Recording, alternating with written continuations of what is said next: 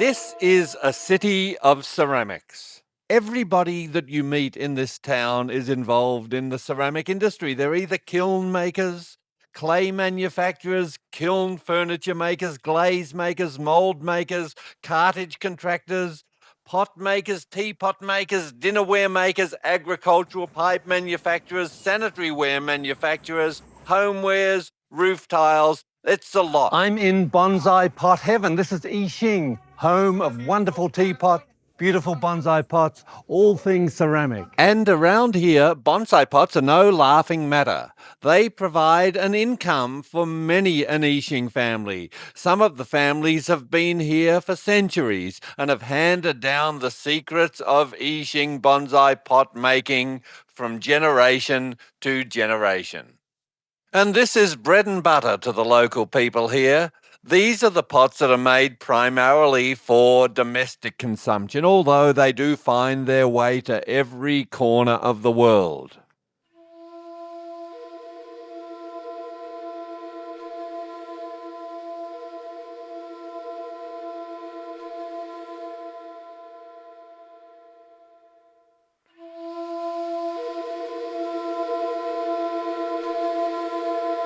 Since childhood, I've held a fascination for Yixing in China and the great bonsai pot capitals of Japan. I think it all goes back to my early childhood when my father would take me to the Remington's nursery kiln, an old dragon kiln at Montrose at the foot of the Dandenongs where our old nursery was, and I'd sit there in absolute awe at this raging dragon and at wonderment at the men staying up for days on end to feed the kiln.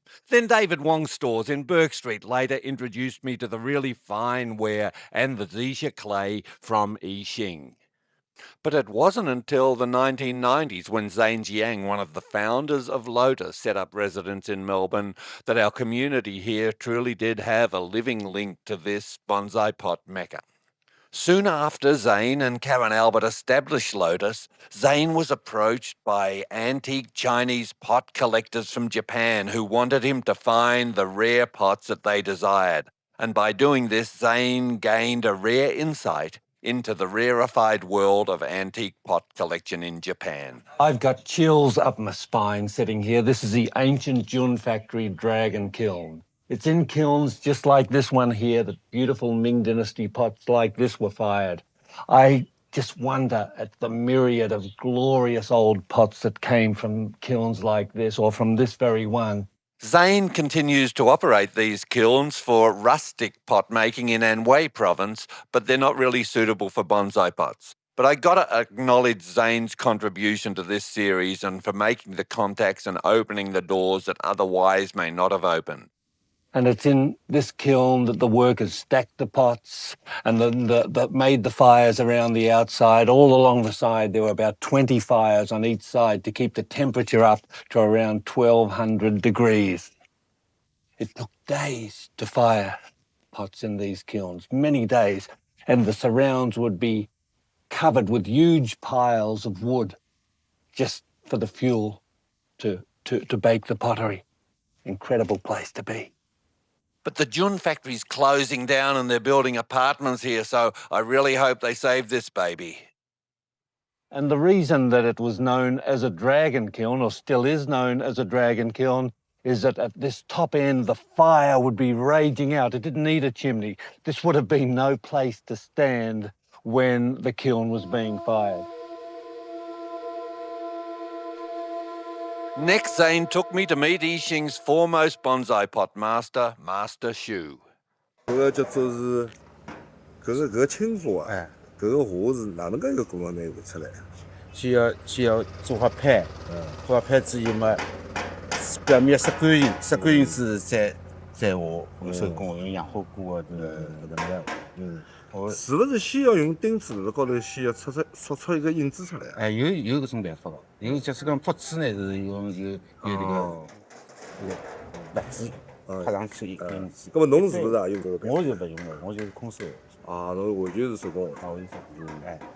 When Master Shu speaks to the potters in Yixing, you can see they hang off every word he says. It's pure wisdom. This is one of the 在锅上 greats. 呢，有种地方呢是腰有点不一样，有起步一样的就不是，他就不是大师，就是不是大师的。他这个呢就是，Master Shu was a professor at the Ceramic University in Jindazhen, that's China's porcelain capital, when he was approached by influential Japanese bonsai people to move to Yixing to make bonsai pots from the beautiful purple sand clay.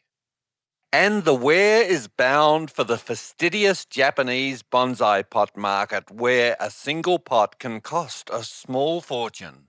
Hans from Belgium messaged me through the Bonsai Talk forums asking to show some special potting techniques. They're coming up in a future episode, Hans. But don't forget, you can always go to the Bonsai Talk forum or Internet Bonsai Club for the pots and containers sections and have some enlightening discussion there.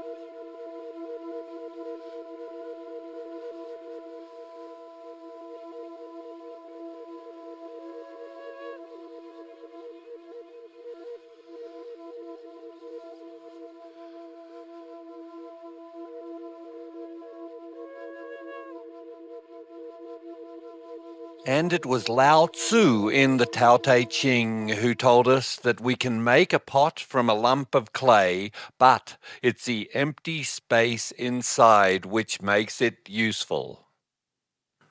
These are no idle words, particularly to those of us who don't wish to spend a week's salary on a single pot. Enter Lotus Slipcast production. This is an affordable pot of decent quality that meets the requirements of most people. The pots are created by pouring a liquid clay into the plaster molds, and when the clay sets around the outside, they're removed. At the time of my visit, Lotus had placed the slip clay tank on the third floor of their building while the moulding room was on the ground floor. The purpose of this is to make the walls stronger. Another innovation that they're doing at Lotus is to place the feet or connect the feet to the pot after the main body has been moulded. This means you don't get those tiny little indentations or wells at the base of the pot. What distinguishes Master Shu's pots or handmade pure clay pots from these is that a leather-hard plastic kind of clay is pressed into the mould to form the pot. And this makes for a much stronger and denser pot wall, and then the potters are able to work them to a much higher finish. I love the look of the leather-hard clay at this stage. There's something quite exquisite about it. But then it's off to the glaze room.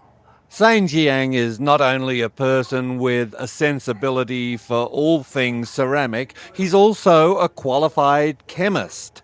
And these two characteristics, along with the really stable gas kiln at Lotus, have enabled him to make ancient glazes with consistency and at affordable prices. In the previous episode, I had offered to show footage of China's oldest glazed pot factory in its dying days. That's the Jun factory. Unfortunately, we just didn't have time this week, but we will have that up in a future episode, probably in the next episode. The kiln workers at Lotus Oshai have a love-hate relationship with the kiln. They love their job in the winter, and they're really not too happy about it in the summer. Just to clear up any confusion, there are a number of Lotus firms. Over the decades, different members have departed and each has been able to use the name Lotus in their new name.